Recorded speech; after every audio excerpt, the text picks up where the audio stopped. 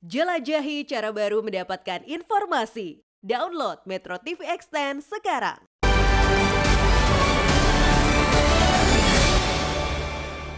Dipersembahkan oleh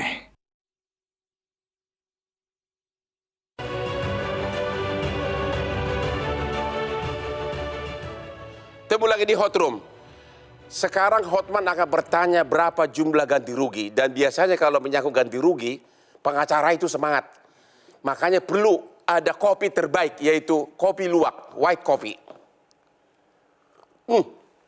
Saya jadi segar karena saya mau nanya nih ke teman pengacara saya ini. Tadi rumah sakit sudah mengakui bahwa ada malpraktek di kalangan bawahannya. Undang-undang udah tegas. Tindakan dari bawahan adalah tanggung jawab majikan. Juga kalau ini terjadi di Amerika itu sudah triliunan. Hukum kita ada kerugian imaterial dan material.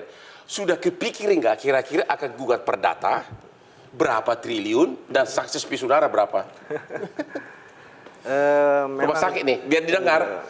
Siapa tahu dengan Anda begini buru-buru ya besok datang minta berdamai.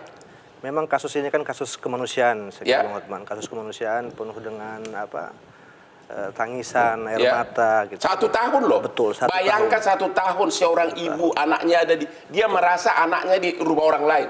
Apalagi ini sudah ada 2 korban ya, saya kira 2 korban. Ya. Dan korban yang Ibu D itu kan baru kemarin jadi korban. Ya, di Jumat, sekarang sudah. Jadi memang kita sudah memikirkan langkah-langkah kami. Pastinya ada laporan kepolisian pidana. Dan juga kami akan melakukan gugatan PMH. Ya, kira-kira saya pengen tahu angkanya aja deh. Pengacara kan di otaknya begitu. Anda dapat sukses 20%. Menurut Bang Hotman, berapa nominal yang layak? Kalau saya mah triliunan. Betul lah, mungkin triliunan juga kita mau. Tapi ya di Indonesia jangan harap begitu. Nilai kemanusiaan di Indonesia nggak setinggi di luar negeri sana. Makanya orang semua pakai asuransi. Betul. Kira-kira aja, kapan akan gugat perdata biar rumah sakit juga dengar nih. Ibunya senyum-senyum aja tuh. Memang langkah kami, minggu ini kami akan melakukan laporan kepolisian dan minggu depan kami akan memasukkan gugatan perdata. Memang kalau kerugian imaterial saya kira tidak bisa diuangkan ya, apa yang sudah dialami oleh Ibu Siti tahun ini, betul.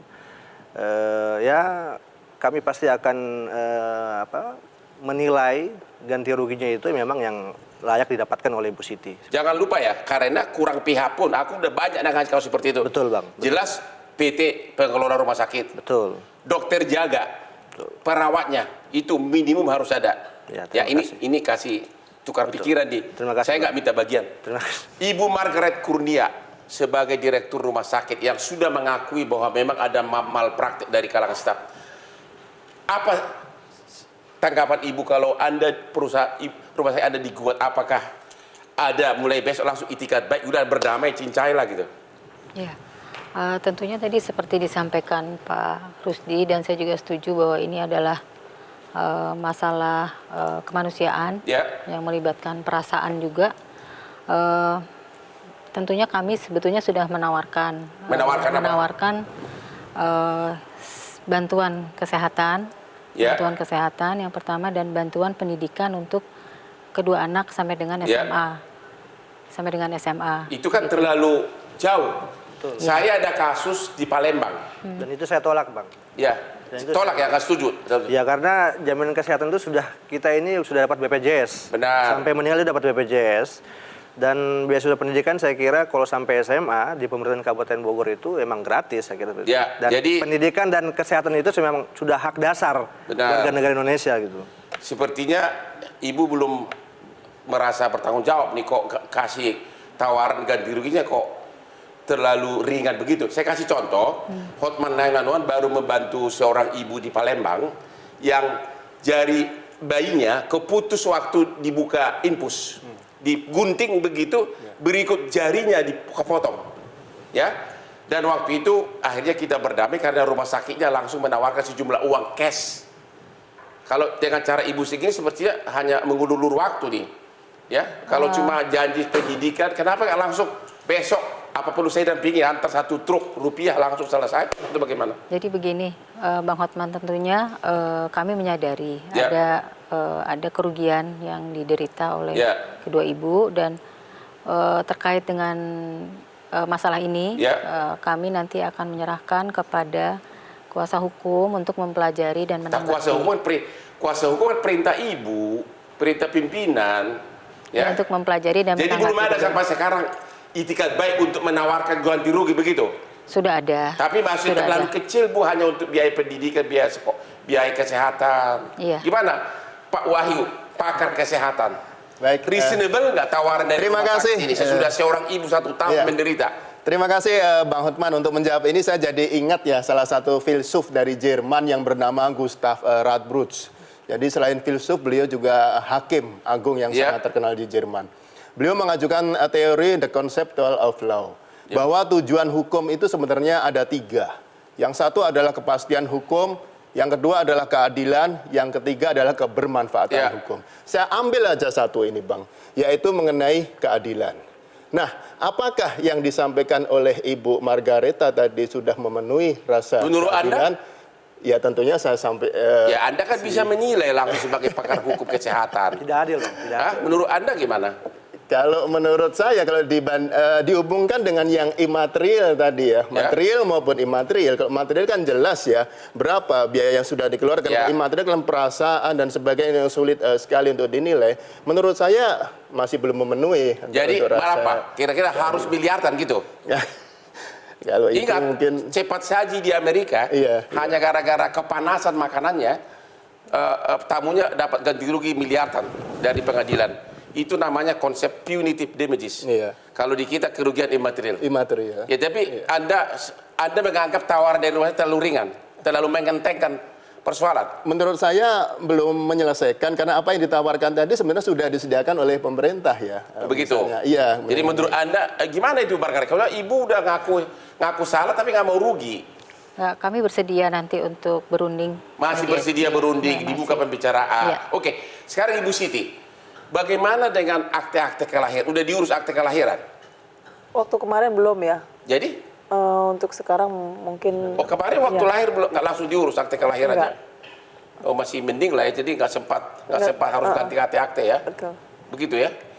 Oke, terus kalau Ibu sendiri, kalau pengacara kan sudah ada ide. Kalau Ibu sendiri, apa ganti rugi apa yang Ibu tuntut? Setahun Ibu menderita, setahun Ibu nangis di tempat tidur menggendong bayi yang bukan bayi Anda. Anda berhak menempuh upaya hukum, itu udah pasti. Apa kira-kira? Apa permintaan Anda kepada rumah sakit sekarang ini? Saya udah udah menderita. Gitu ya, udah. Terus enggak, bukan itu Pak. Masalahnya saya udah ngobrol sama kuasa hukum saya. Nanti beliau yang menjelaskan langsung gitu. Ya, saya bisa mengerti kalau rakyat, apalagi rakyat biasa kurang sampai.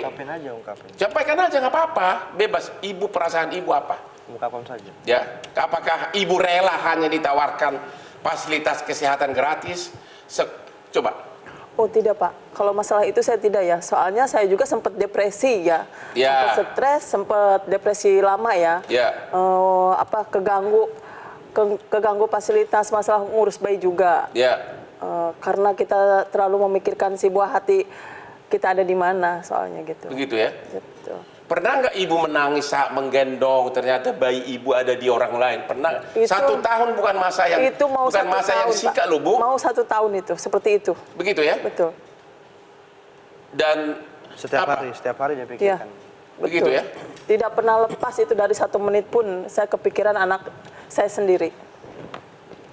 Dan apakah ini kasus pertama di Indonesia Pak dari kementerian ini?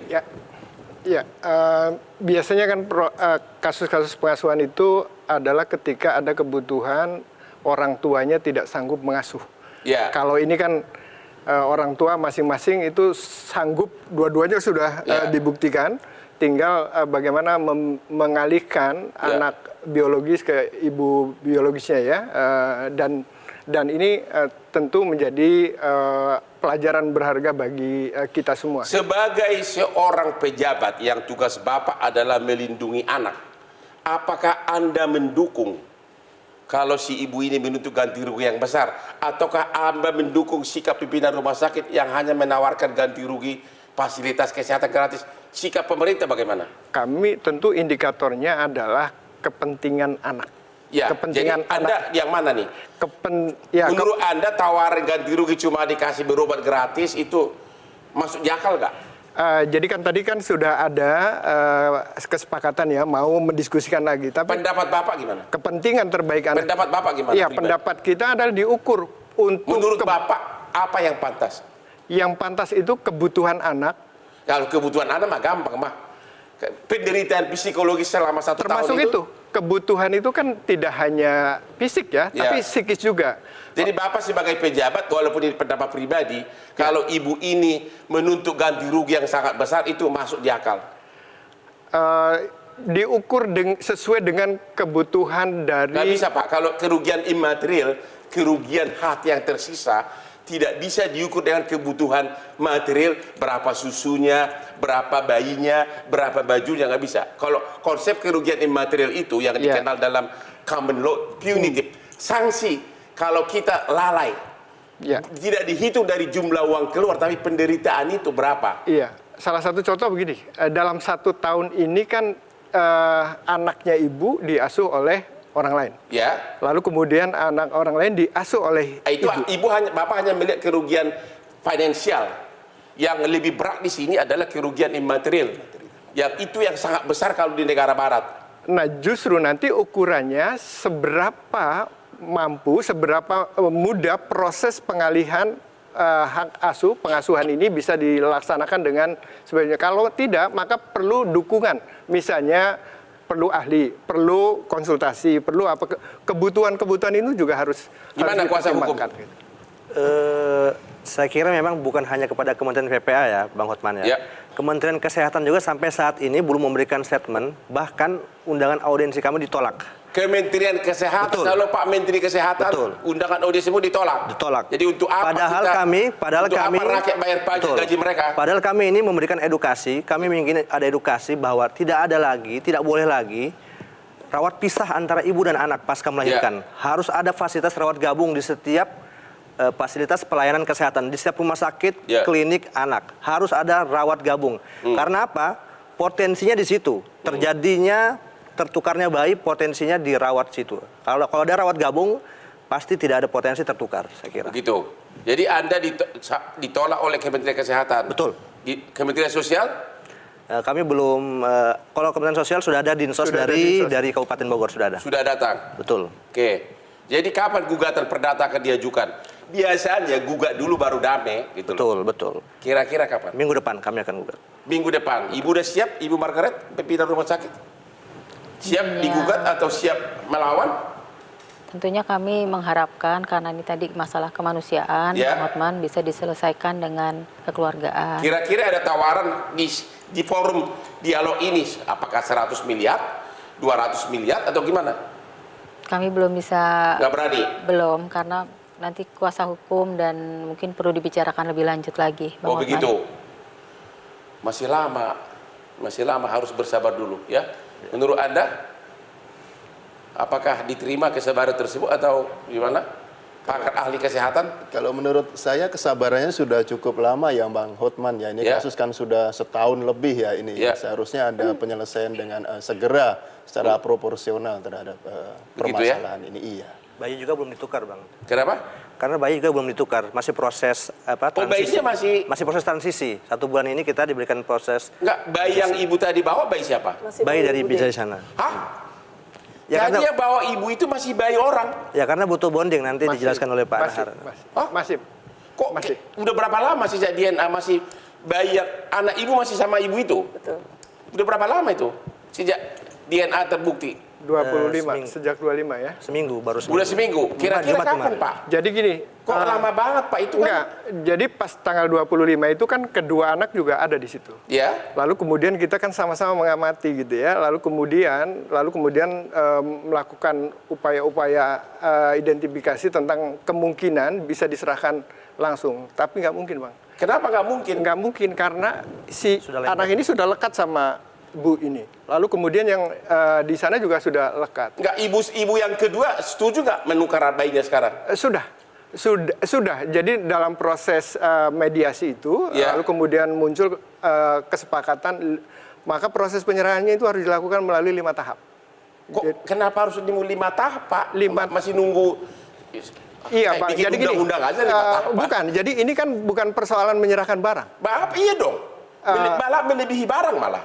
Iya, justru karena ini makhluk hidup yang tentu juga ada tadi Bu Siti sudah menjelaskan bahwa soal kelekatan, lalu kemudian secara hubungan batin dan segala macam itu proses yang nggak mudah. 1 tahun itu sudah terbentuk. Ya terus proses apa yang harus ditempuh itu pertanyaannya. Nah, proses DNA sudah terbukti. Ya, proses menyesuaikan. Jadi sebetulnya gini, kita menawarkan 6 bulan, tapi kemudian 6 bulan? Jadi gini, kok menukar bayi pun berlaku birokrasi, Pak? Enggak, jadi untuk memastikan bahwa proses penyerahan itu sudah bisa lepas. Karena begini, kalau nggak bisa lepas nanti akan jadi masalah buat anaknya, Bang. Anda sebagai kuasa hukum kenapa rela begitu? Tidak. Sudah jelas DNA terbukti. Betul. Kok masih nunggu 6 bulan? Memang tidak bisa, aja? Tidak bisa karena memang sudah ada attachment, bondingnya sudah kuat antara dua ibu ini. Tapi semakin lama. Tidak, jadi 1 bulan. Jadi kemarin kesepakatan antara kami juga difasilitasi oleh Kementerian PPA dibutuhkan 1 bulan. Jadi ada nanti nanti ada saling inap, kemudian ada nanti main bersama. Itu akan dibutuhkan sehingga nanti bonding antar ibu biologis itu tercipta seperti itu, Bang. Anda setuju? Sekiranya memang prosesnya seperti itu ya, dan memang tujuannya untuk melekatkan kembali emosi ya antara ibu dengan si anak, ya silakan saja ya. Bagaimana bisa dipisahkan selama ada ibunya di situ? Dia akan tahu itu ibunya. Itu sama aja menunda luka, memperlama luka. Ada tahapan, Bang. Jadi masalahnya tahapan mana? Kan contoh kasus nggak ada seperti ini. Contoh tahapan Bapak yang mana Bapak pakai? Jadi belum ada contoh kasus. Jadi begini. Nggak ada diatur dalam undang-undang juga. Jadi terkait dengan pengasuhan tentu ada tahapan. Pengasuhan? Ini beda, bukan pengasuhan ini. Lo mengasuh anak sendiri. Iya, tapi kan ini kan mengasuh anak sendiri. Dia kan dia mengasuh anak orang lain. Yang penting utama adalah hatinya luka, anaknya aja di rumah orang lain. Nggak ada kaitan dengan pengasuhan ini. Benar nggak? Ayo dong pengacara. Ya udah kita istirahat dulu deh. Ini sudah kesepakatan, Bang. Udah kesepakatan bersama ini masalahnya.